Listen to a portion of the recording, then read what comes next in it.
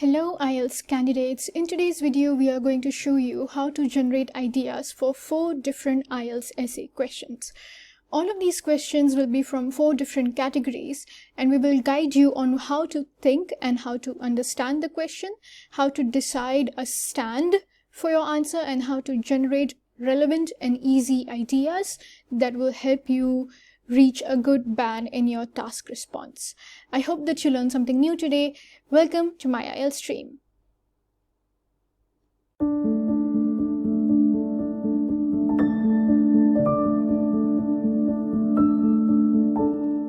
Our first question for today is, some people believe that nowadays we have too many choices. To what extent do you agree or disagree to this statement? Now, this is a pretty straightforward question, but at the same time, it is very broad. Some people believe that nowadays we have too many choices. Now, there can be 2 different ways that by which you decide your stand. Now, your stand is whether you agree with this or you disagree with this. So every time I say stand, you should understand what I'm talking about. One thing is that how do you personally feel about this particular topic? Like, do you think that there are a lot of choices, or do you think that no, there are not a lot of choices? Another thing that you can do is, if you have ideas already coming in your mind about one particular side, but you personally agree with another side, and at the same time the side with which you personally agree, you are not able to get many ideas for that. I mean, you do agree with that, but you don't know how would you write it, how would you explain it, how would you give an example for it.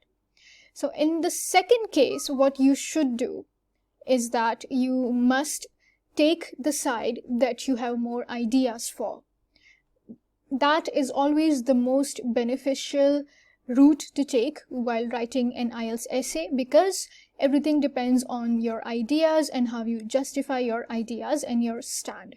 So even if you personally don't think like that, but you do have ideas for that and you can justify them, then take that side. Now, I personally agree with this statement, and at the same time I also have ideas for the statement. So the stand that I'm going to give is agree. And the ideas that I have is globalization, the first idea, and the second idea is the internet. Now let me explain it to you in a bit of detail why I chose these ideas. Now, globalization means that whenever one product is made in one country, it no longer stays within the borders of that particular country, but it is exported out and it is delivered to customers staying in different countries. So that is why if I stay in my country, I can still have access to something that is being made in some other country, and that is what makes my choices more. Apart from that, the internet. Now, we all are used to online shopping. We are all used to taking services online. So internet has further improved the choices that I have in my life. So if there is some particular service that I don't have where I live, but I can search it on the internet and I can take it online, I can buy things online. So yes, globalization has increased the number of choices for people, and at the same time internet has increased the number of choices for people. That's how I'm going to justify my stand, which is agreeing with the question statement. So this is how you generate ideas. You must be able to link your idea to your stand, and you must be able to explain it. Your idea must be relevant to the question, and that's how you will score good marks. The second question, in some countries, young people are encouraged to work or travel for a year between finishing high school and starting university studies. What is the advantage and disadvantage for people who decide to do this? Now, the first step that we should do is to analyze the question. What is the question talking about? Young people are encouraged to work or travel for 1 year between high school and university. Okay, so you don't join university directly after high school, but you take 1 year off. You either work or you study, or work or travel. That is what the question is trying to say, work or travel, not study. So you should be really careful with the micro keywords so that you don't mix the concept and you don't go off topic. So I should look at the question again if that happens. So the question does not say work or study, it says work or travel. Now I understood the concept. Now what does the question want me to do? What is the advantage and disadvantage for people who decide to do this? Now this is a singular question. A plural question would be, what are the advantages and disadvantages for people who decided to do this? But that is not the case here. Pay attention to the grammar. It is talking in terms of singular. So I have the concept, and now I need to give one advantage and one disadvantage for the same. There is no need of taking any stand because this essay does not require me to do it now. If I were to work or travel for 1 year between my high school and my university, what good things would happen? The advantage would be that they get a good exposure to the world. I would get a good exposure to the world if I did that, because if I would travel for 1 year, which is amazing, I would actually meet a lot of people, be it from my own field of study, or else be it from just any other background, different languages, people with different perceptions. I would get a lot of exposure to the world. But there would be disadvantages to the situation as well.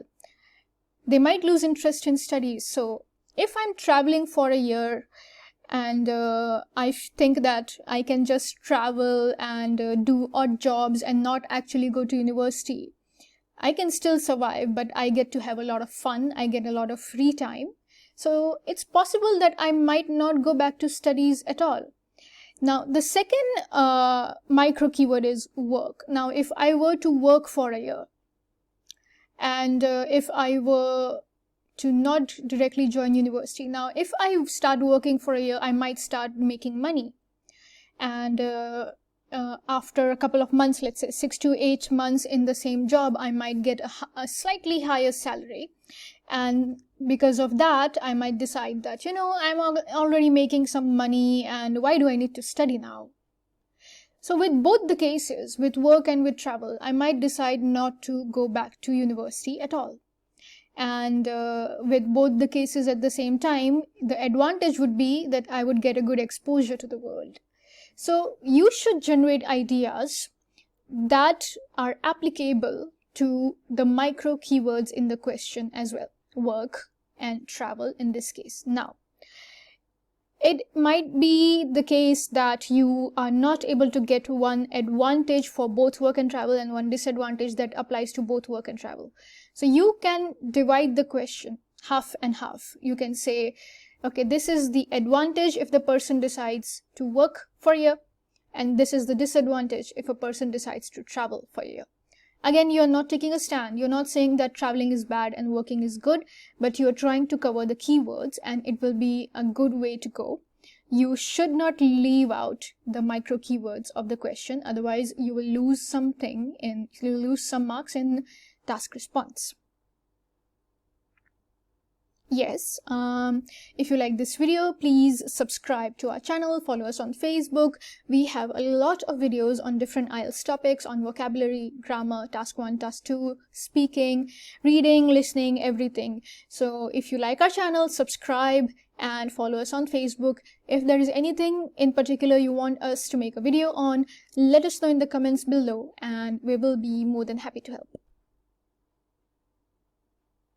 The third question belongs to the positive or negative development category. Nowadays, the way people interact with each other has changed because of technology. Has this become a positive or a negative development? Okay, so let us first understand the concept of the question. The way people interact with each other has changed because of technology. Okay, pretty easy in the concept. Now, what am I supposed to do with this? Has this become a positive or negative development? So just like an agree-disagree essay, in positive or negative development essays, you should take one side and you should give 2 reasons in favor of that.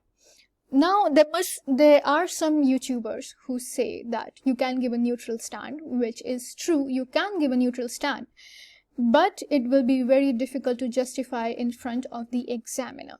Even if you have very fluent English, you know good vocabulary, that will still be difficult to justify, because task response is something that you need to do.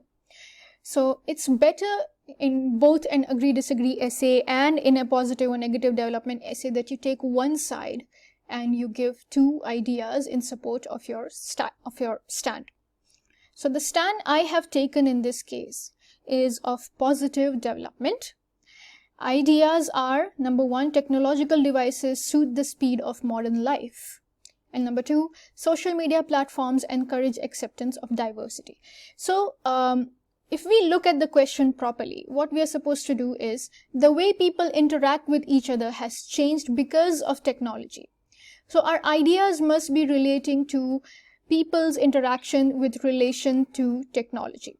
So if we say that this is a positive development, that technology has changed the way people interact, we need to give reasons as what good has happened by people's change of interaction due to technology. If you just talk in general about how technology has improved lives, you are not actually answering the question, because the question is directly about interaction.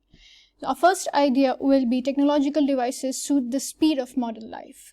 Now, while explaining this, we will explain how technology has benefited the interaction of people by making it easier, and hence with a less amount of time they are able to interact with a lot of people, and hence they are able to stay in contact with their friends, they are able to stay in contact with their colleagues, their families. If technology had not changed the way people interact with each other, because of the increasing speed of modern life, people might have lost contact with each other, or else it would be very minimum. So because this change has happened, people can still be friends with one another and still get updates on one another through social media, and they are all still connected. Social media platforms encourage acceptance of diversity. Now this is again about technology and interaction. Because of technology, people of different countries are now able to interact with each other, which was not possible previously. So because of technology, I am able to talk to somebody in Greece, which I was not able to do before. This has led to acceptance of diversity. Since now I can talk to anyone out there, I am more accepting towards people of different cultures, languages, religious backgrounds, which was not possible before. If you talk about the 90s or the 80s, where people are not so good when it comes to interacting with people of other cultures, because they just had to be on the phone. You needed phone numbers to talk to someone, but that's not the case anymore. You can go online and you can search for people and you can talk to them. So these are the two ideas directly connecting technology with interaction, and we are justifying that it has a positive result through these two ideas. Hence, these are relevant and you will get a good task response. In the developed world, average life expectancy is increasing. What is the problem associated and solution? So, average life expectancy is increasing in the developed world. What is the problem associated and solution? This is a singular question again. If the question would say, what are the problems associated and solutions, then we would need two problems and two solutions. But that is not the case here. So we need one problem and one solution.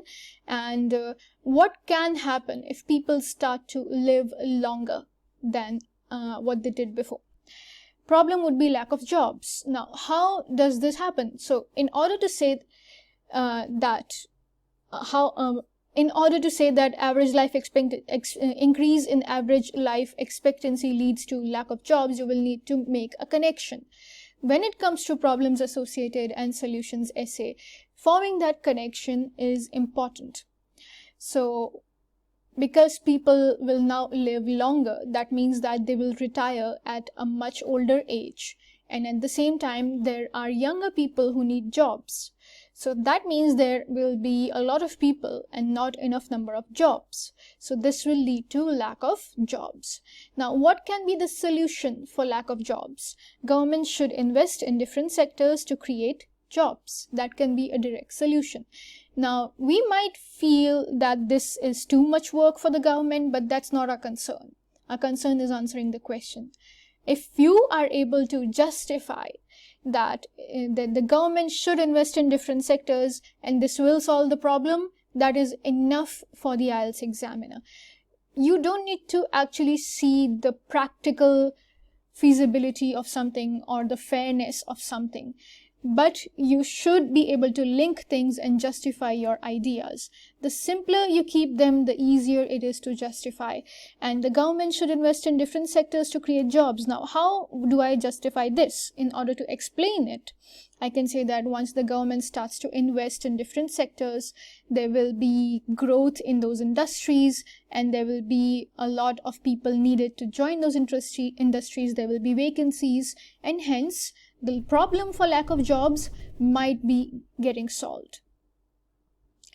So this is how we give ideas for problems associated and solution questions. You give the problem that might be resulting due to the condition given in the question, and then you give a way to solve that problem. So this is how you generate ideas for this category. So that was it for today. I hope you understood all the ideas, and I hope that you also got to watch the thought process behind those ideas. And if there is any question that you want us to help you with in generating ideas, you can also comment down below and we will reply with ideas for that question. And I hope that you learned something new today. Thank you for watching my IELTS stream.